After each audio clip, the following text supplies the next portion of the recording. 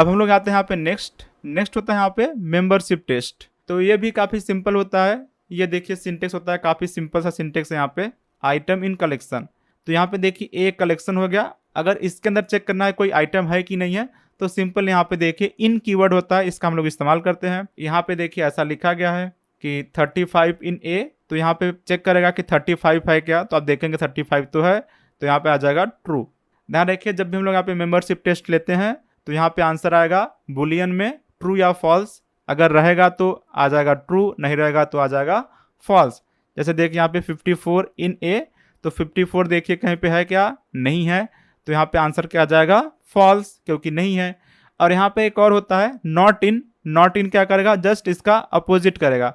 अगर नहीं रहेगा तब तो ट्रू दिख जाएगा, अगर रहेगा तो फॉल्स दिख जाएगा। तो यहाँ पे देखिए 54 है क्या, नहीं है, इसलिए यहाँ पे ट्रू आ गया आंसर। तो ये हो गया मेंबरशिप टेस्ट, बहुत ही सिंपल होता है, आप इसको आराम से इस्तेमाल कर सकते हैं। फिर अपने पास यहाँ पे होता है आइटरेशन, फॉर लूप का इस्तेमाल। तो फॉर लूप का इस्तेमाल तो हम लोग कर ही रहे हैं, कोई भी कलेक्शन होता है हम लोग वहाँ पे फॉर लूप का इस्तेमाल कर सकते हैं। और रही बात यहाँ पे लिस्ट के लिए, तो लिस्ट तो एक जाना पहचाना सा कलेक्शन है, तो ऑफकोर्स हम लोग वहाँ पे फॉर लूप का इस्तेमाल कर सकते हैं, जैसे यहाँ पर किया गया है। देखिए मैं यहाँ पे एक बार वापस से आपके लिए करके दिखा देता हूँ। तो सिंपल अगर हम लोग यहाँ पे फॉर आई इन कोई भी लिस्ट लें, ये मैंने लिस्ट ले लिया, तो आराम से यहाँ पे फॉर लूप का इस्तेमाल हम लोग कर सकते हैं। और यहाँ पे फॉर लूप कितना टाइम चलने वाला है, 4 टाइम, क्योंकि यहाँ पे नंबर ऑफ आइटम कितने हैं, 4 है। तो आप देखेंगे आराम से यहाँ पे मैंने केवल आई को प्रिंट किया हुआ है, तो आई के अंदर क्या आएंगे, आई के अंदर यहाँ पे जो भी लिस्ट के आइटम है वो सब यहाँ पे दिखाई देगा। तो यहाँ पे देखिए सबसे पहले 1 आ गया, 25, फिर 7, फिर 8, इस तरीके से यहाँ पे फॉर लूप, बहुत ही सिंपल सी बात है। फिर अपने पास देखिए यहाँ पे होता है कि अगर लिस्ट दिया गया है तो हम लोग उसको मॉडिफाई कर सकते हैं क्या। तो स्टार्टिंग में देखिए बिल्कुल यहाँ पे ऐसा मेंशन किया गया था, यहाँ पे एक टर्म लिखा गया था, जो लिस्ट होता है ये होता है म्यूटेबल ऑब्जेक्ट। इसका मतलब क्या होता है कि लिस्ट को हमने एक बार डिफाइन किया है तो हम लोग उसको चेंज कर सकते हैं, उसको मॉडिफाई कर सकते हैं। तो यहाँ पर देखिए अगर कोई एलिमेंट को रिप्लेस करना है तो सिंपल देखिए यहाँ जैसे एक लिस्ट है यहाँ पे n, मैंने यहाँ पे एक लिस्ट बनाया हुआ है, तो हम लोग चाहते हैं जहाँ पे फर्स्ट प्लेस पर, ये वाले प्लेस पे यहाँ पे जो भी आइटम है उसको रिप्लेस करना है, तो हम लोग उसको सेलेक्ट कर लेंगे और इक्वल टू वहाँ पे एक नए वैल्यू से उसको रिप्लेस कर देंगे। तो वापस अगर n को चेक करोगे तो वहाँ पे देखोगे तो 2 के प्लेस पे यहाँ पे 10 आ चुका रहेगा, इस तरीके से। और इसके अलावा देखिए जो लिस्ट होता है एक ऑब्जेक्ट होता है। ऑब्जेक्ट है जिसका मतलब क्या है कि इसके अंदर काफ़ी मेथड्स भी हो सकते हैं। तो अगर आपको मेथड्स चेक करना है तो आप सिंपल उसका चेक कर सकते हैं डायरेक्टरी। इसको मैं यहाँ पर प्रिंट में दिखाऊंगा तो बेटर तरीके से यहाँ पे दिखाई देगा थोड़ा सा। तो बिल्कुल लास्ट में यहाँ पे आ जाएंगे तो आप देखेंगे यहाँ पे काफ़ी मेथड्स हैं। अपेंड हो गया, ठीक है, क्लियर हो गया, इंसर्ट हो गया, रिमूव हो गया, पॉप हो गया। तो ये सब जो मेथड होते हैं, ये सब मेथड का हम लोग इस्तेमाल करते हैं लिस्ट को मॉडिफाई करने के लिए। तो एक एक करके हम लोग यहाँ पर देखते जाते हैं किस तरीके से यहाँ पे किया गया है। ये देखिए यहाँ पर, तो अगर यहाँ पे लिस्ट के अंदर कोई लास्ट में यहाँ पे एलिमेंट ऐड करना है तो सिंपल हम लोग क्या करते हैं, अपेंड करते हैं। तो ए डॉट अपेंड, तो ये हो गया object, object dot method name, और यहाँ पे ब्रैकेट ओपन क्लोज, और यहाँ पे देखेंगे जस्ट एक वैल्यू। तो ये क्या होगा, लिस्ट के लास्ट में जाके ऐड हो जाएगा। तो देखिए यहाँ पे जब मैं ए को वापस से डिस्प्ले करने का ट्राई किया तो ए जो है यहाँ पे ए के अंदर देखिए लास्ट में यहाँ पे 10 ऐड हो चुका है, कुछ इस तरीके से लास्ट में आके। अपेंड से क्या होता है, लास्ट में जाके ऐड होता है। और फिर यहाँ पर एक इंसर्ट नाम का भी होता है। जैसे मान लीजिए कि आपको किसी इंडेक्स पर इंसर्ट करना है तो हम लोग यहाँ पर इंसर्ट मेथड का यूज कर लेते हैं। तो यहाँ पे जो थर्ड इंडेक्स है 0, 1, 2, 3, तो ये 3 इंडेक्स हो गया। अपने को मान लीजिए कि यहाँ पे कुछ इंसर्ट करना है बीच में यहाँ पर, और यहाँ पे देखिए 90 इंसर्ट किया गया। तो यहाँ पे देखेंगे तो 0, 1, 2, 3 पे यहाँ पे 90 आ चुका है, और जो और थे आइटम यहाँ पे शिफ्ट हो गए हैं, साइड में चले गए। तो इस तरीके से आप इंसर्ट भी कर सकते हैं। हमारे पास यहाँ पर एक्सटेंड नाम का भी मेथड होता है जो कि आप यूज़ कर सकते हैं। और ध्यान रखना जो एक्सटेंड होता है यहाँ पर एक कलेक्शन हम लोग पास करते हैं।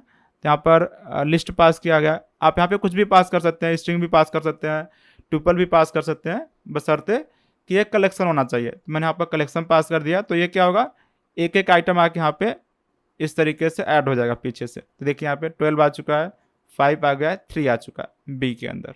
तो इस तरीके से आप लिस्ट को मॉडिफाई कर सकते हैं अपेंड, इंसर्ट और एक्सटेंड का यूज़ करते हुए। और कोई एलिमेंट को अगर रिप्लेस करना है तो सिंपल ये वाला सिंटेक्स का आप इस्तेमाल कर सकते हैं। और अगर आइटम को रिमूव करना है तो भी काफ़ी सिंपल है, यहाँ पे काफ़ी मेथड्स हैं। तो यहाँ पे देखिए पॉप नाम का मेथड है। पॉप क्या करता है, अगर आपने यहाँ पे कुछ मेंशन नहीं किया हुआ, इसके अंदर कोई आर्गुमेंट नहीं पास किया हुआ, तो इसका मतलब क्या करता है, जो लास्ट का आइटम होता है उसको यहाँ पे जस्ट रिमूव कर देता है। तो आप एक वापस से चेक करेंगे तो देखेंगे यहाँ पे जो लास्ट आइटम था वो आपको यहाँ पे दिखाई नहीं दे रहा है, जो 10 था वो रिमूव हो चुका है। और आप यहाँ पे इंडेक्स का भी मेंशन कर सकते हैं। जैसे मान लीजिए कि आपको यहाँ पे जो लास्ट आइटम है बाय डिफॉल्ट उसको रिमूव नहीं करना है, किसी इंडेक्स का आइटम रिमूव करना है। तो सपोज यहाँ पे जो 2 इंडेक्स है 0 1 2 इसको डिलीट करना है ना, इसको रिमूव करना है जो 6 है यहाँ पे। तो आप यहाँ पे a.pop और यहाँ पे 2 मेंशन कर दिया है, तो देखेंगे 6 यहाँ पे रिमूव हो चुका है।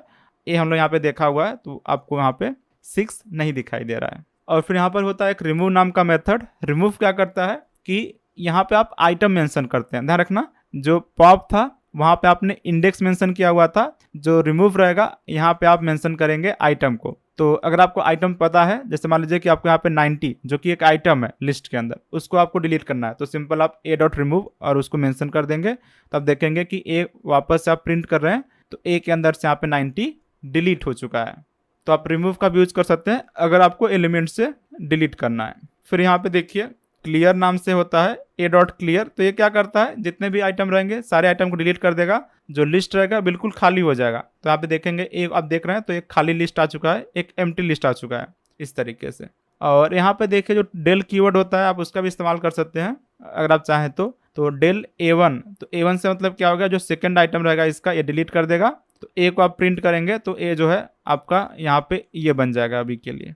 लेकिन मान लीजिए आपने डेल ए कर दिया, इसका मतलब क्या होगा कि जो अपना वेरिएबल ए है वही डिलीट हो चुका है, तो ए जो है वो डिलीट हो जाएगा कंप्यूटर की मेमोरी से, आप उसको एक्सेस नहीं कर सकते हैं। तो आप इसका भी इस्तेमाल कर सकते हैं अगर आपको डिलीट करना है तो चीज़ों को।